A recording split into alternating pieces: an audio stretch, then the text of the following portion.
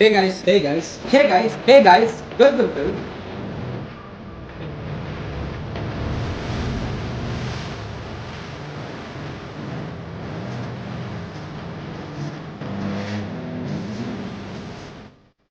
Hello guys. இனி நம்ம react பண்ண போறோம் பாத்தீங்கன்னா அரசன் படத்தோட ப்ரோமோ தாங்க ரியாக்ட் பண்ண போறோம். இந்த ஒரு ப்ரோமோ வந்து பாத்தீங்கன்னா தனுஷ் சார் ஃபேன்ஸுக்காக இருக்கட்டும், சிம்பு சார் ஃபேன்ஸுக்காக இருக்கட்டும், இவங்க ரெண்டு பேர்த்துக்குமே ஒரு பல வருஷ கனவு, பல வருஷ வெறின்னு சொல்லலாம். ஏன்னா யோசிச்சு பாருங்க, 2018 வெற்றிமாறன் ஒரு படத்தை எடுக்கிறாரு.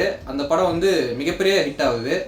அந்த படத்தோட சீக்குவலுக்கான அப்டேட்டையுமே அந்த படம் எண்டில் கொடுத்துட்றாரு.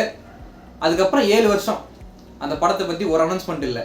இந்த படத்துக்கு சீக்குவல் வருமா வராதா, எடுப்பாங்களா எடுக்க மாட்டாங்களா, கதை ரெடி ஆயிடுச்சுன்னு ஒரு அப்டேட் கிடையாது.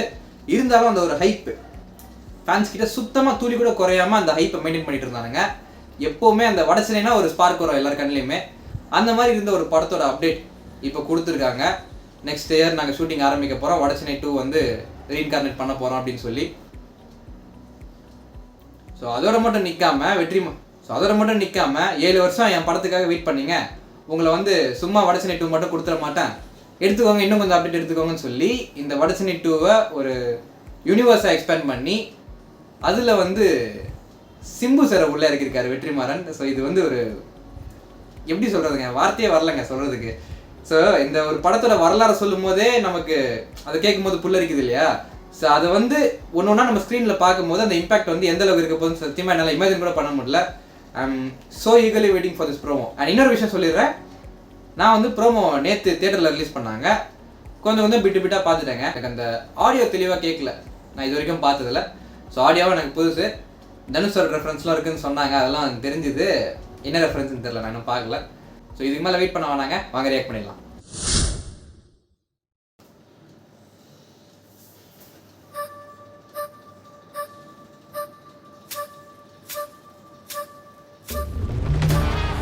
ஏய் ஓகே,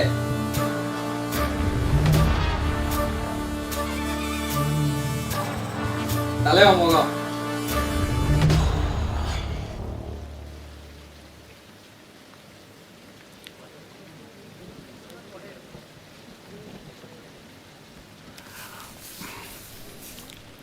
ரெடி. பேசலாமா? பேசுங்க. ஓகே சார், நான் சொல்ல போகிற மேட்ரு எல்லாமே ரியாலிட்டி தான். இடம், பேர், ஊர், டைம் எல்லாமே ரியாலிட்டி தான். ஆனால் நீங்கள் அப்படிலாம் காட்டுறதீங்க. இது இந்த எப்பவுமே இந்த கார்டு ஒன்று போடுவீங்களே, இந்த படத்தில் வரதெல்லாம் ஓலே அப்படின்னு, அந்த மாதிரி ஒரு கார்டு ஒன்று போட்டு விட்டு சொல்கிறேன்னா, நான் சொல்ல போகிற மேட்டரில் பாதிக்கு மேலே எல்லாம் இன்னும் கோர்ட்டில் தான் சார் இருக்குது. நான் பாட்டுக்கு விளையாட்டா உண்மையை சொல்ல போய் நீங்கள் பாட்டுக்கு அது சீரியஸாக படமாக எடுத்து விட்டீங்கன்னு வைங்க. ஓஹோ, சிக்கா எடுத்தா நல்லா தான் இருக்கு. அதான் நம்ம ட்ரெண்ட் மாற்ற போகிறோம்ல சார். எதுக்குடா மாற்றணும்? நல்லா தானே போய் நிற்குது. அது ஒன்று பிடிக்கல அதானே. கேளுங்க சார். சார் சொல்லுங்க சார். இந்த மேட்ருக்காண்டி வெளில வந்துச்சுன்னு வைங்க, நம்மள மாதிரி இன்னசென்ஸ் ஆனவங்க மட்டும் இல்லை சார், பெரிய பெரிய போலீஸ் ஆஃபீஸருங்க, அரசியல்வாதிங்க, வக்கீலுங்க, ஏன் சில ஜட்ஜிங்க வரைக்கும் உள்ளே போகிற மாதிரி ஆகிடும். அதுக்காண்டி தான் சொல்கிறேன், இந்த கார்டை போட்டு விட்ருங்கன்னு. போட்டிங்கன்னு வைங்க, எனக்கும் சேஃப்டி, நீங்களும் ஃப்ரீயாக பட்டு எடுத்துக்கலாம். அது உண்மையாலுமே இருந்தால் கூட யாரும் உங்களாண்ட வந்து எந்த கேள்வியும் கேட்க முடியாது. நல்ல ஐடியா சார், ஃபாலோ பண்ணிக்கிறேன் சார். அடுத்த நம்ம கேஸ் தான், நான் போயிட்டு வந்து ஃபுல் டீட்டெயில்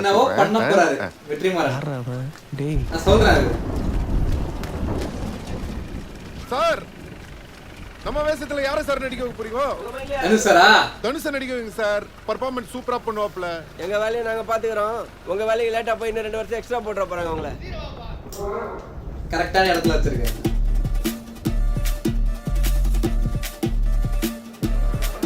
அம்பா, நான் சொல்லி கொடுத்தா ஞாபகம் இருக்குது இல்லை? அது அப்படியே சொல்லிடுங்க. சொல்லுங்க.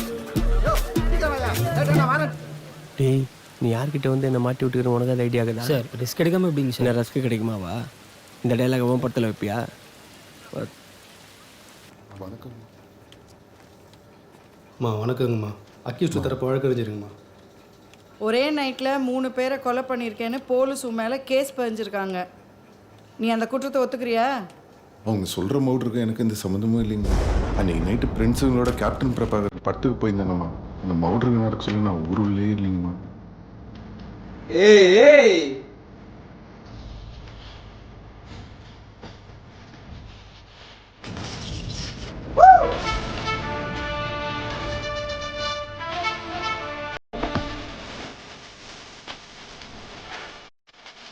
ஹாஸ்பிட்டலில் இருக்குது.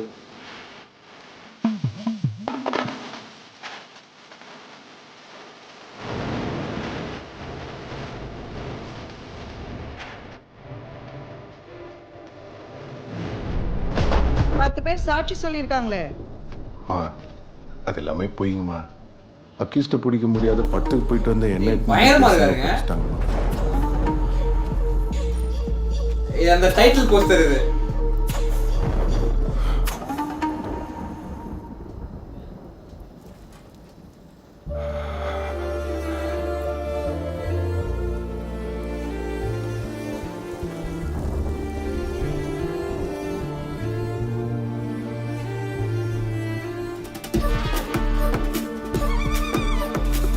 என்ன பண்ற அனிருத்து?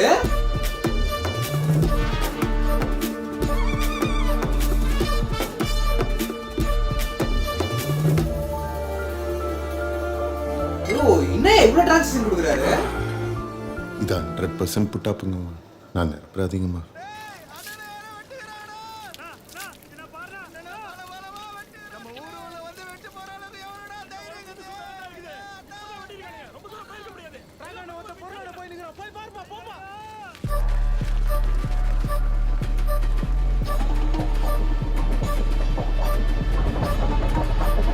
ஏய்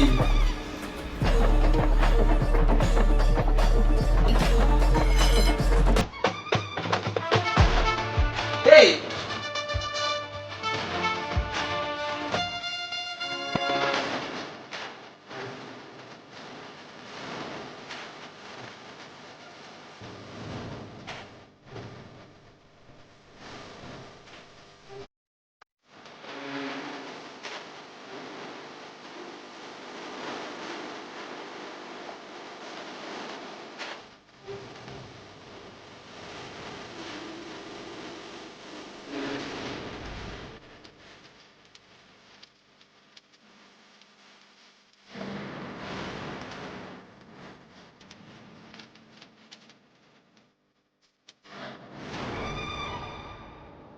அது எனக்கு நிறைய பிட்டு பார்த்தேன்னு சொன்னேன்ல, எனக்கு அது பார்த்ததுனால சர்ப்ரைசிங்காக இல்லாமல் இருக்கலாம். பட் அந்த ஆடியோ எல்லாமே நான் இப்போ தான் கேட்குறேன். எனக்கு நேற்று அந்த ஆடியன்ஸோட ரியாக்ஷனில் எனக்கு தெளிவாக கேட்க முடியல. ஆடியோ இப்போ தான் தெளிவாக கேட்குறேன்.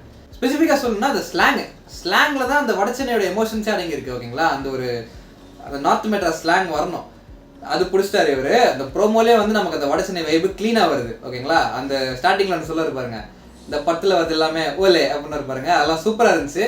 அதுக்கப்புறம் வந்து லுக்கு வந்து பயங்கர டெட்லியாக இருக்காருங்க, அந்த யங்கர் லுக்கு. அதை நான் பார்த்தேன், நிறைய போஸ்ட்டில் பார்த்தேன், ரீல்ஸில் பார்த்தேன். பட் இந்த வீடியோவில் பார்க்கும்போது அந்த இம்பேக்ட் சூப்பராக இருக்குது. அந்த ஃபுல்லாக ரத்தத்தோட அவர் பாட்டு வந்துட்டு அந்த சைக்கிள் மேலே கை வச்சு நிற்பார். அதெல்லாம் எப்பயும் போல் நம்ம வெற்றிமாறன் சார் அந்த கைவண்ணம் தெரியுது அதெல்லாம் பார்க்கும்போது.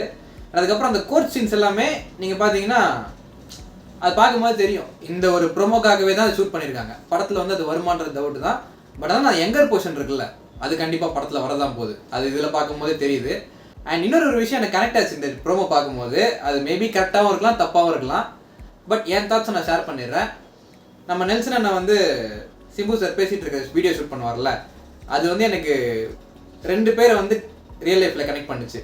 நெல்சன் அண்ணா வந்து ஆக்சுவலாக வெற்றிமாறன் சார் அசெம்பிள் பண்ணுறாங்க. ஓகேங்களா, அண்ட் இன்னொரு பக்கம் சிம்பு சார் வந்துட்டு இதுக்கு முன்னாடி மயிலாப்பூரில் ஒரு பெரிய கேங்ஸ்டர் ஒருத்தர் இருந்தார், அவர் அசெம்பிள் பண்ணுறாரு. எனக்கு இவங்க 2 பேருக்குமே ஆல்ரெடி ரியல் லைஃப்லேயே ஒரு ஃப்ரெண்ட்ஷிப் இருக்குது. அது நீங்கள் வடசென்னை இன்டர்வியூ பார்த்தீங்கனாலும் தெரியும். அது வந்து அவர்கிட்ட கேட்டு தான் அந்த ஜெயிலுக்குள்ளே என்னென்ன விஷயங்கள்லாம் நடக்குது, போலீஸ்லாம் எப்படி இருக்காங்க, அதுக்குள்ளே எப்படி ட்ரக்ஸ்லாம் எடுத்துகிட்டு போகிறாங்கன்றதெல்லாம் அந்த கேங்ஸ்டர் கிட்ட கேட்டு தான் வெற்றிமாறன் சார் வந்து கதையில் எழுதியிருக்காரு அப்படின்றது வந்து அவர் சொல்லியிருந்தாரு. ஸோ மேபி அந்த கேங்ஸ்டரோட ரியல் லைஃப் இன்சிடென்ட்ஸை பேஸ் பண்ணி தான் சிம்பு சார் கேரக்டர் இங்கே சித்தரிக்கப்பட்டிருக்கலாம். ஸோ அண்ட் இன்னொரு விஷயம் பார்த்தீங்கன்னா லுக்கு வந்து பார்த்தீங்கன்னா வடசென்னையில் பார்த்தீங்கன்னா நம்ம தனுஷ் சாருக்கு வந்து 4 லுக் இருக்கும். யங்கர் லுக் இருக்கும், அப்புறம் கொஞ்சோண்டு அந்த பியர்டு வச்ச ஒரு லுக் இருக்கும். அதுக்கப்புறம் ஜெயிலுக்குள்ளே இருக்கும்போது வேற ஒரு லுக்கில் இருப்பார். ஜெயிலுக்குள்ள வந்து வெளியே வந்ததுக்கப்புறம் பார்த்தீங்கன்னா ஃபுல் பியர்டில் இருப்பார். 4 லுக் இருக்கும், 4மே வந்து பயங்கரமாக இருக்கும். அண்ட் இங்கே ப்ரோமோவில் பார்த்தீங்கன்னா எஸ்டிஆருக்கு 2 லுக்கு தான் காமிச்சிருக்காங்க. படத்தில் வந்து இன்னும் ஒரு லுக்கு கூட இருக்கலாம். ஓகேங்களா, ஸோ இப்போ ரீசெண்ட் டைம்ஸில் சோஷியல் மீடியாவில் பார்த்தீங்கன்னா நம்ம எஸ்டிஆர் ஒரு லுக்கில் இருப்பார்ல, ஸோ அந்த லுக்கே வந்து அரசனுக்காக தான் இருக்குன்னு நினைக்கிறேன். அந்த வடசென்னை யூனிவர்ஸ்லேருந்து சில கேரக்டர்ஸ் வந்து இதுலேயும் இருக்காங்கன்னு சொல்லியிருக்காரு. அது யாரை எங்கே எப்படி கனெக்ட் பண்ண போகிறாருன்னு தெரிஞ்சுக்கிறதுக்கு ஆவலாக இருக்குங்க.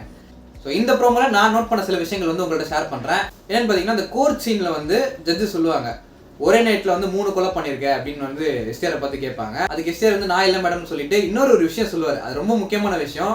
அன்றைக்கி நைட்டு நான் ஊர்லேயே இல்லை, நானும் என் ஃப்ரெண்ட்ஸும் வந்து கேப்டன் பிரபாகரன் படம் பார்க்கறதுக்கு போயிருந்தோம்னு சொல்லிட்டு கேப்டன் பிரபாகரன் வந்து பார்த்தீங்கன்னா 1991 ரிலீஸ் ஆச்சு. ஸோ அதே டைமில் தான் இவர் இந்த 3 கொலைகள் பண்ணியிருக்காரு. அண்ட் இதை அப்படியே வச்சுக்கிட்டு வட சென்னைக்கு வருவோம். வட சென்னையில் 1991 என்ன ஆகும்னா அப்போ தான் தனுஷ் சார் வந்து இந்த கேரம் போர்டு ஆடிட்டு அவரோட கேரக்டர் வந்து ஒரு இன்ட்ரோ கொடுத்துட்டு இருப்பாங்க. ஸோ இங்கே அன்பு வந்து அந்த கேங்ஸ்டர் லைஃப்குள்ளே வரத்துக்கு முன்னாடியே இங்கே அரசன் வந்து கேங்ஸ்டர் லைஃப்குள்ளே வந்துட்டார். 3 கொலை பண்ணியிருக்காரு. So all over the promo was really கிரேட்ங்க. இது வீடியோ பண்ணிக்கலாம் நினைக்கிறேன். தட்ஸ் இட்ங்க. தேங்க்ஸ் ஃபார் வாட்சிங் this video. Do like, subscribe, எனக்கு சப்போர்ட் பண்ணுங்கள். தேங்க்யூ.